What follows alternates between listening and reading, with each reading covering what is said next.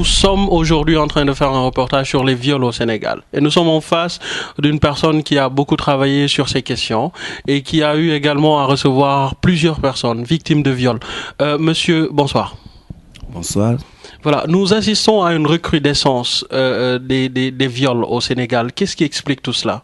Merci, je m'appelle Abdou Aziz Mandion. Je suis point focal adolescent et jeune au niveau de l'ASBEF, qui est une grande ONG sénégalaise qui intervient dans le domaine de la promotion de la santé et de la reproduction des populations, particulièrement au niveau des adolescentes et jeunes de ce pays. La recrudescence des violences et abus sexuels peut s'expliquer à plusieurs niveaux. Il y a le fait qu'aujourd'hui aussi, il y a la démission des parents, le manque d'éducation sexuelle des adolescentes et adolescents, mais aussi toute la problématique sociétale dans laquelle les Sénégalais vivent, c'est-à-dire nous n'avons plus de valeur de référence.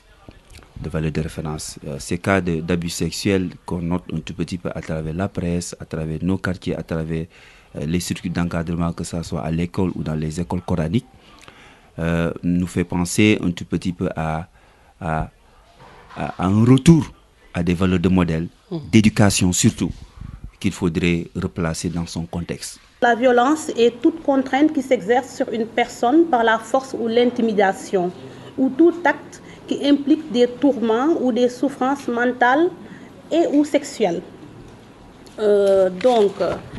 Quelles sont les différentes formes de violence? Là, on peut nommer les violences psychologiques et morales, par exemple l'insulte, les chantages ou bien les menaces, les violences physiques. Il s'agit des coups et blessures, du meurtre, etc., des violences sexuelles qui impliquent le viol, l'inceste, la pédophilie, etc. Dans notre lutte contre les violences faites, je veux dire, de manière générale aux hommes, au niveau de l'association des juristes sénégalaises, nous avons ce que nous appelons une boutique de droit. Et cette boutique de droit nous permet d'accueillir, c'est en fait une boutique de droit qui permet d'assister de manière juridique les clients qui viennent à nous. Et on a constaté que la plupart des victimes qui se présentent à nous, ce sont des femmes. Les violences, les abus sexuels, vraiment on commence à prendre de l'ampleur dans nos régions.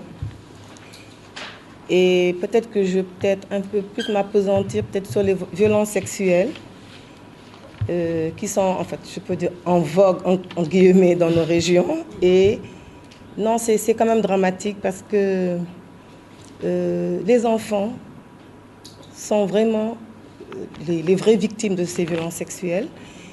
Et c'est vraiment la pire forme vraiment de violence qui peut arriver donc à un enfant et ça laisse chez ces enfants donc des traumatismes qui peuvent aller jusqu'à l'âge adulte ou même durer toute la vie.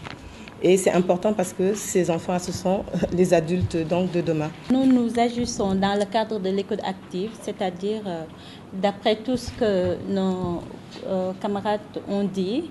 Donc ça nécessite par la suite une écoute active, c'est-à-dire écouter la personne afin qu'elle puisse dépasser ce stade de traumatisme pour prendre un peu de recul et aller de l'avant. Sinon, si vous voyez des gens qui agissent de la sorte aujourd'hui, c'est que les gens ont été victimes de quelque chose et qui vivent jusqu'à présent de ces traumatismes qui, par la suite, neutralisent leur bon sens et qui les mènent à agir d'une manière vraiment animale. Et la plupart d'entre nos clients qu'on a déjà écoutés, ils arrivent par la suite à regretter leur acte et être conscients de ce qu'ils ont fait et se posent la question par la suite, est-ce que c'est moi-même qui a eu à faire ça? Combien de cas de viol vous avez recensés jusque-là? De nature, je suis très avare en parlant de statistiques, surtout par rapport à ces abus sexuels et violences. Pourquoi? Parce que c'est triste. C'est triste. Okay. C'est triste de voir qu'en fin d'année, tu comptabilises, tu vois qu'on a reçu X ou Y cas. Moi, je me sens un tout petit peu choqué. Coupable. Ça veut dire que c'est très nombreux. C'est nombreux et cela veut dire quelque part que nous avons beaucoup de choses à faire pour éviter cela. D'abord, en conscientisant les parents, en conscientisant les futures victimes, à savoir les adolescents, les jeunes, les enfants, mais aussi en préparant toute la société à ce changement de comportement-là. Donc, quelque part, quand je reçois X cas, je me dis quelque part, nous avons failli quelque part. Et il faudrait que nous soyons là, debout, pour pouvoir parer à toutes ces éventualités-là. Rien qu'en 2010, l'année dernière, nous avons reçu 56 cas. Wow. Donc, 2 cas d'adolescentes qui vont bientôt accoucher de moins de 15 ans. Elles ont 13 ans. Et une fille de 7 ans qui est décédée à la suite de ces abus sexuels. Une personne qui a été condamnée pour viol peut perdre des droits auxquels des droits inhérents à la personne en tant que telle. Donc, lorsque la peine d'emprisonnement encourue sera supérieure à 5 ans, les tribunaux pourront, pour une durée de 10 ans de plus, interdire totalement ou partiellement l'exercice des droits énumérés ci-dessus. Donc, ça veut dire que la personne perd tous ses droits. Que ce soit le droit de vote, le droit d'éligibilité, il perd tous ses droits. Au-delà de tout ce que nous faisons, nous formons également des parajuristes. Quand on parle de parajuristes, c'est-à-dire on se rend dans les régions, comme vous, les mages, vous œuvrez par exemple dans la lutte pour la défense des droits de l'homme, on peut vous voir, vous former et je veux dire vous renseigner, vous donner de la matière en matière juridique pour que vous puissiez assister tout simplement toutes les victimes qui pourront se présenter à vous. Et également, il y a des séminaires qui sont organisés avec les OPJ, c'est-à-dire les officiers de police judiciaire, les juges et les médecins, comme Madame Marie Jésus, tout simplement dans la prise en charge, je veux dire, des violences. C'est ce qui est en fait quand même dur dans cette affaire, c'est que même nos écoles ne sont pas épargnées par ces abus sexuels. Donc je trouve que c'est quand même très grave. Une école où on dit qu'il y a des éducateurs et qui montrent un autre aspect, vraiment, je trouve que c'est quand même regrettable. Et les principales victimes, en fait, de ces abus sexuels, c'est les filles. Quand on a déjà vécu quelque chose qui est très difficile, qui est très douloureux et qui, comment dirais-je, pèse encore la personne, donc si on n'en parle pas, en général, ça vous engouffre dans un petit trou, donc qui fait que vous vivez seul dans le noir, bien que vous vivez avec d'énormes gens. Vous vous sentez trop seul.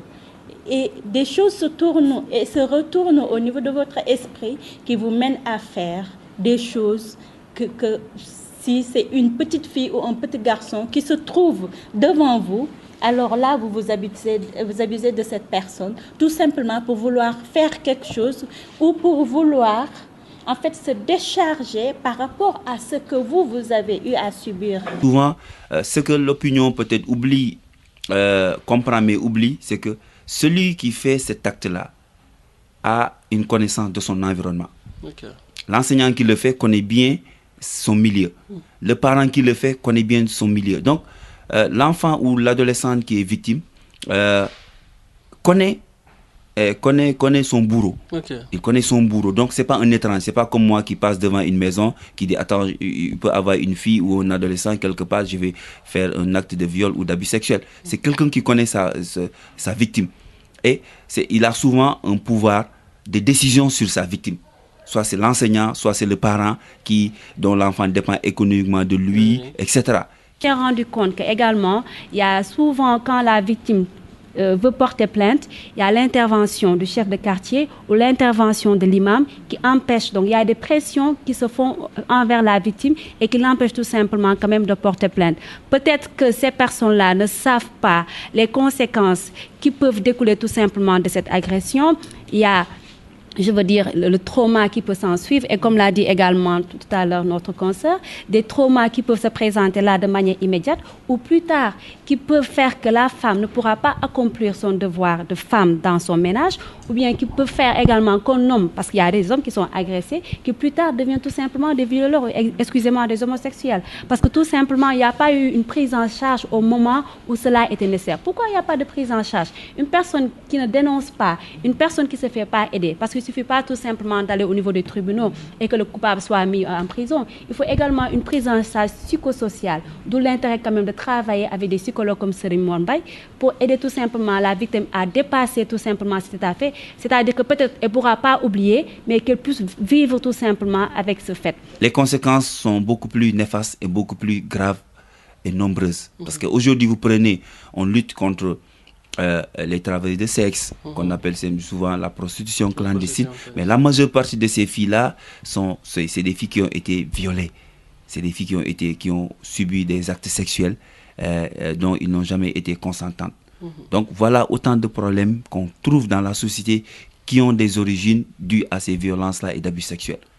Donc je pense que nous y sommes petit à petit et il y aura un moment aussi où nous allons essayer d'organiser de grands plaidoyers pour attirer davantage l'opinion publique sénégalaise, mais aussi les autorités sur ce mal-là qui est en train de gangréner un tout petit peu la société sénégalaise. On parle d'inceste, de pédophilie, de viol, d'harcèlement sexuel et même de mariage précoce.